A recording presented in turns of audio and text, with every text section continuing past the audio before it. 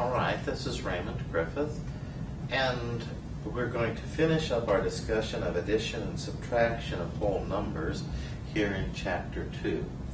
What I'd like us to do is I'd like us to think about the properties that whole numbers have under the operation of addition. And we had discussed these. Closure, that is, the sum of any two numbers, whole numbers, is a whole number. Let me give you an example, okay? 3 plus 5 is 8, okay? You can see that 3 and 5 are whole numbers and 8 is a whole number. The commutative property, which essentially says that 3 plus 5 is equal to 5 plus 3.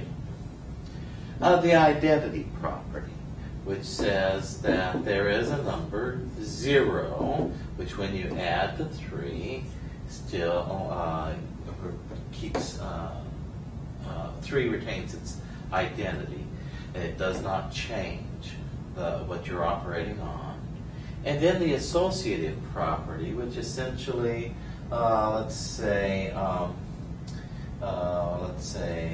8 plus 5 plus 3 here is equal to 8 plus 5 plus 3.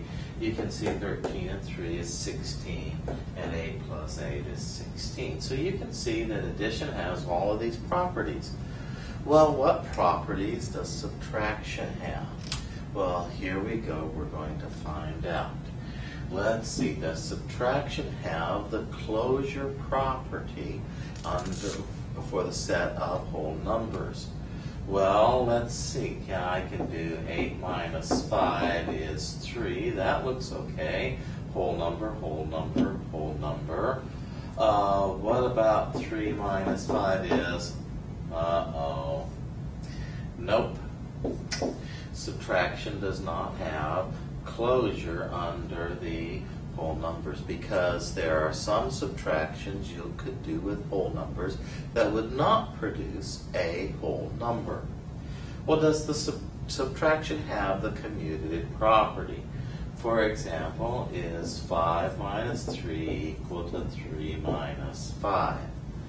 Again, no, this would not work.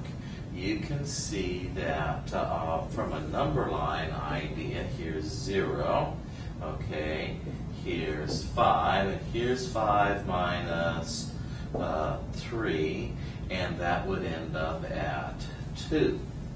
On the other hand, if I was to try 3 minus 5,